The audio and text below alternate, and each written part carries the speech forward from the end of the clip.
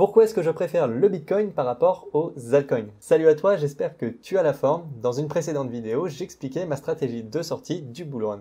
Et je disais dans celle-ci d'ailleurs que je comptais plus me concentrer sur le Bitcoin que sur les altcoins. Du coup, suite à ça, il y a beaucoup de personnes qui ont réagi. Il y a des personnes qui ne comprenaient pas pourquoi justement je ne comptais pas vendre un seul Bitcoin. Et j'ai d'autres personnes aussi qui ne comprenaient pas pourquoi j'étais beaucoup plus long terme sur le Bitcoin par rapport aux altcoins. Du coup, je me suis dit que ça pourrait être intéressant de faire une vidéo pour t'expliquer pourquoi je préfère le Bitcoin, d'autant plus qu'il y a beaucoup de personnes qui parlent des altcoins en général sur YouTube et les autres réseaux sociaux, mais il n'y a pas beaucoup de personnes qui te parlent réellement du Bitcoin. Donc je me suis dit aussi que ça pourrait être intéressant de changer un petit peu en parlant du Bitcoin. Alors comme d'habitude avant, tu connais la routine maintenant, si jamais la vidéo te plaît, n'hésite pas à me mettre un petit like et à t'abonner pour ne pas louper les prochaines vidéos. Et enfin, si jamais tu veux parler crypto et même d'investissement plus généralement, je te donne rendez-vous sur le Discord de Disrupt, j'y suis régulièrement, donc du coup si tu veux parler avec moi, je te donne rendez-vous là-bas. Pourquoi est-ce que je préfère le Bitcoin par rapport aux altcoins? En fait, il y a deux raisons principales à ça. La première, tout simplement, pour ce que représente Bitcoin, ce qu'il est, les valeurs qu'il véhicule. À la base, le Bitcoin, il a été créé surtout pour retirer le pouvoir monétaire aux États. Et c'est vrai que quand tu regardes d'un petit peu plus près, à travers notre histoire, en fait, il y a de nombreux cas de figures qui vont prouver que les États font n'importe quoi au bout d'un moment avec la monnaie. Un des plus connus, par exemple, c'est celui de l'Empire romain. Ils avaient une très bonne monnaie au début qui a été plusieurs fois dévaluée et on a assisté petit à petit à la disparition de l'Empire romain. Donc c'est pour ça tout simplement que le Bitcoin existe. Alors je vais pas te refaire tout le speech sur le Bitcoin, je t'invite vraiment à aller faire tes recherches là-dessus encore une fois, mais dis-toi que le Bitcoin c'est vraiment fait pour retirer le pouvoir monétaire aux États et aux banques centrales. C'est pour redonner au peuple la souveraineté monétaire. Pour ça, il y a plusieurs astuces, tout simplement. Déjà, le Bitcoin, il est non censurable. C'est-à-dire que si il y a un État qui veut interdire le Bitcoin, s'il y a un État qui veut essayer de censurer ça, c'est pas possible. Tant pis pour lui. S'il n'est pas content, il a qu'à mieux jouer un petit peu avec sa monnaie. Il a qu'à pas faire n'importe quoi. Le Bitcoin est également extrêmement sécurisé. C'est-à-dire que si un État ou même les GAFAM veulent s'en prendre au Bitcoin, ils pourront pas faire ce qu'ils veulent sans y mettre énormément d'argent. C'est même pas sûr qu'ils arrivent à faire tomber le Bitcoin. Par contre, la seule chose qui va être sûre, c'est qu'ils vont y perdre énormément d'argent pour rien y gagner au final. C'est pareil, le Bitcoin, il est décentralisé. Si jamais il y a un pays, par exemple, qui décide de s'en prendre au Bitcoin sur un point précis, il ne pourra rien faire. Si tu interdis, par exemple, le mining dans ton pays, il n'y a pas de problème. Le Bitcoin, on pourra le miner dans d'autres pays. Il n'y a aucun souci là-dessus, qui y trouveront de l'intérêt, comme par exemple le Salvador. Un autre point que j'apprécie énormément avec le Bitcoin, c'est que celui-ci se fait adopter par l'usage principalement et non par le marketing, comme c'est le cas avec les altcoins. Ce que je veux dire par là, c'est que le Bitcoin, il y a énormément de personnes qui l'adoptent naturellement parce que ça fonctionne et donc du coup, de plus en plus de personnes l'utilisent tout simplement. Alors ce qu'il faut comprendre aussi, c'est qu'il répond à énormément de besoins, surtout dans les pays les plus pauvres où il y a vraiment des gros problèmes monétaires. Alors j'ai déjà d'ailleurs fait une vidéo qui t'explique pourquoi c'est toujours dans les pays les plus pauvres ou en voie de développement qu'on voit le Bitcoin se démocratiser le plus rapidement et pas dans des pays comme les nôtres. Donc je te mets le lien de la vidéo en description si jamais ça t'intéresse. Donc voilà pour la première raison qui fait que je préfère le Bitcoin par rapport aux altcoins. Alors après, il y a également une deuxième raison qui est tout simplement le potentiel de Bitcoin à l'avenir. Alors il y a beaucoup de personnes qui croient que le Bitcoin est arrêté, que ça n'avance pas, que ça n'évolue plus parce qu'il n'y a pas d'équipe par exemple, etc. En fait, ce qu'il faut comprendre, c'est que le Bitcoin, si il évolue, parce qu'il y a sa communauté qui le met à jour régulièrement, qui propose des mises au point. Donc par exemple, ces derniers temps, on avait eu Segwit en 2017 et même il y a quelques jours ou quelques semaines, on a eu une grosse mise à jour qui s'appelait Taproot qui était assez attendue. Autre chose qu'il ne faut pas oublier avec le Bitcoin, c'est qu'à la base, c'est un protocole ouvert. Donc c'est-à-dire que tu vas pouvoir construire d'autres protocoles si tu le désires par-dessus. Donc c'est-à-dire que tu as le réseau principal Bitcoin, c'est-à-dire très sécurisé, décentralisé, etc. Mais si tu veux, par-dessus, tu peux construire d'autres réseaux qui vont donner d'autres attributs au Bitcoin. Donc un exemple de protocole qui s'est greffé par-dessus le protocole de Bitcoin, par exemple, c'est celui du Lightning Network. C'est-à-dire que tu as encore une fois le protocole Bitcoin et par-dessus, tu as le Lightning Network qui s'est greffé afin de désengorger le réseau Bitcoin au niveau des transactions pour que tout ce qui est micro-paiement se fasse dans un réseau secondaire. Donc ça permet tout simplement d'avoir des micro-paiements très rapides et avec très peu de frais. Si jamais tu veux découvrir comment fonctionne d'ailleurs le Lightning Network, je te mets une série de 12 vidéos de Fanis Michalakis qui est très bien expliquée afin que tu comprennes comment ça fonctionne. Mais tout ça pour dire que tu peux construire par-dessus le protocole de Bitcoin. Et d'ailleurs, c'est une image que j'aime beaucoup qui a été donnée par plusieurs Bitcoin maximalistes, c'est tout simplement que le Bitcoin, c'est comme Internet. Ce qu'il faut comprendre, c'est que Internet, au début, il y avait plusieurs protocoles qui étaient un petit peu en concurrence pour pouvoir faire fonctionner Internet. Et le problème, c'est que ces protocoles ne pouvaient pas communiquer entre eux comme les blockchains par exemple, ne peuvent pas trop communiquer entre elles pour le moment. Et ce qu'il faut comprendre au bout d'un moment, c'est que tout le monde s'est mis sur un protocole, le protocole TCP IP. Et donc du coup, c'est là-dessus que fonctionne Internet maintenant. Et il y a beaucoup de Bitcoin maximalistes qui disent que c'est exactement la même chose avec Bitcoin, c'est-à-dire qu'à l'avenir, tout va se construire par-dessus Bitcoin parce que c'est un réseau sécurisé, c'est décentralisé, etc. Si tu veux plus de vitesse de transaction, tu crées un second layer, c'est-à-dire tu auras le Lightning Network. Donc l'idée principale vraiment qui est véhiculée par ces Bitcoin maximalistes, c'est qu'après, potentiellement, tout passera par le Bitcoin. Après, ce qu'il faut comprendre, c'est que forcément, des protocoles comme ça prend énormément de temps à se développer, mais il y a énormément de potentiel qui se trouve derrière. Par exemple, un protocole qui a énormément de potentiel, c'est le protocole RGB. Il y a déjà plusieurs personnes qui travaillent dessus.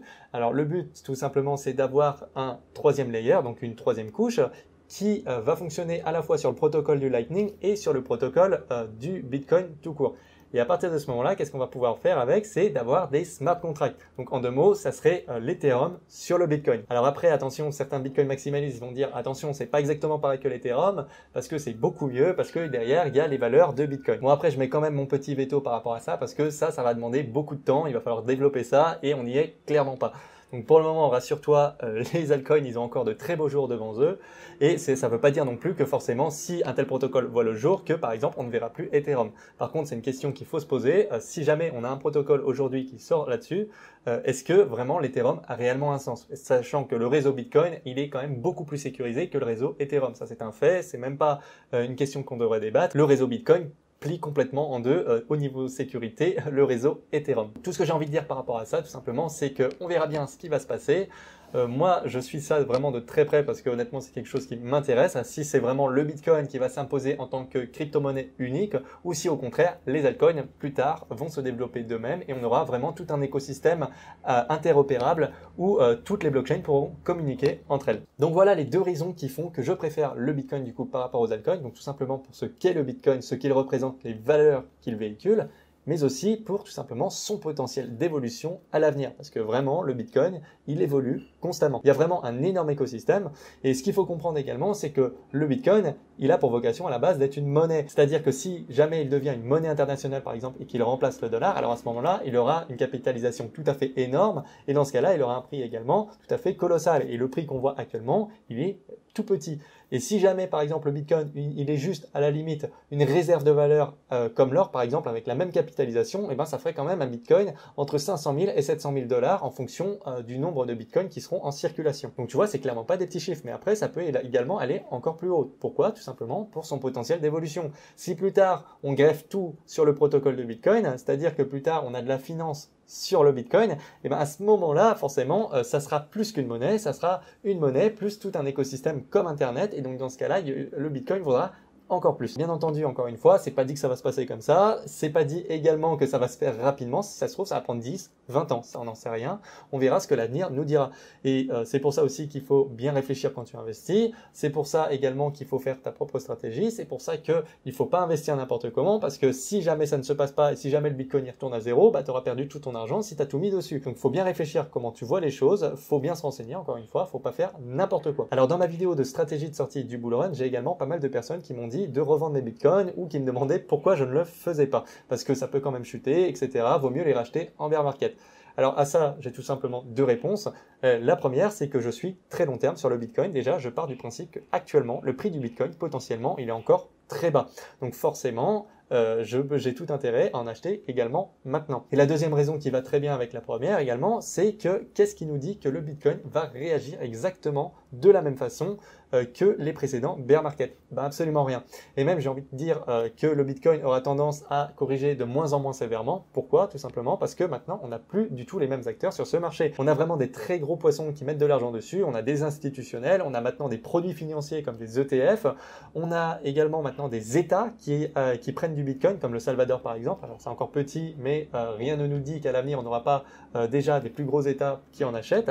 Et donc à partir de ce moment-là, forcément, si le marché corrige, il y a de grandes chances qu'il corrige beaucoup moins fort. Alors je ne dis pas du tout qu'il va moins corriger sur le prochain bear market, mais c'est pas dit du tout qu'il le fasse. Et donc forcément, s'il corrige moins, ben j'aurai déjà quand même du Bitcoin maintenant. Et puis après, s'il corrige beaucoup, il n'y a pas de souci, hein, j'ai quand même de la liquidité pour acheter comme un cochon quand il sera plus bas. Alors bien entendu, ça c'est que mon point de vue, c'est à toi de te faire ton propre point de vue. Je te dis pas du tout de mettre la main au portefeuille tout de suite et de mettre toutes tes économies sur le Bitcoin. Encore une fois, c'est à toi de prendre tes propres décisions et de bien faire tes recherches. Donc voilà tout simplement pourquoi je préfère réellement le Bitcoin. Je fais fais quand même une dernière précision. À aucun moment, je dis que les altcoins, il ne faut pas investir dessus. Qu'on soit bien d'accord, je t'en ai présenté plusieurs sur cette chaîne YouTube. J'ai de l'argent investi sur pas mal d'altcoins également. Mais c'est juste que je préfère réellement le Bitcoin à l'avenir. Par contre, ça ne veut pas dire qu'on ne fait rien du tout sur les altcoins. Encore une fois, il y en a beaucoup que j'apprécie énormément et je suis ça de vraiment très près. C'est juste que là, j'ai voulu changer un petit peu en parlant un petit peu plus du Bitcoin quand même parce que je trouve que sur YouTube, on parle beaucoup des altcoins, mais on ne parle pas beaucoup du Bitcoin. D'ailleurs, si jamais tu veux creuser ce sujet-là, je t'invite vraiment à aller sur la chaîne de Découvrir Bitcoin. Donc c'est Roxy qui tient cette chaîne-là, c'est un maximaliste, c'est-à-dire que c'est assez binaire. Tu vas avoir le Bitcoin et les shitcoins. Donc forcément, tu ne seras pas forcément d'accord avec tout ça, surtout si tu as l'habitude de plutôt favoriser les altcoins. Mais je trouve que c'est bien aussi d'entendre les deux sons de cloche afin d'avoir un avis beaucoup plus neutre et beaucoup plus éclairé. Sachant qu'il a des formations entières qui sont totalement gratuites. Donc si tu veux développer tes connaissances, c'est vraiment une des meilleures chaînes pour débuter. Si jamais tu as également des questions, n'hésite pas à les poser en commentaire. C'est pareil, si tu as des choses à ajouter, n'hésite pas à les mettre. Si la vidéo t'a plu, n'hésite pas aussi à mettre un petit like et à t'abonner. Pour discuter, je te donne rendez-vous sur le Discord de Disrupt. Encore une fois, tu as le lien en description et en commentaire épinglé. En attendant, je te dis à la prochaine. Ciao!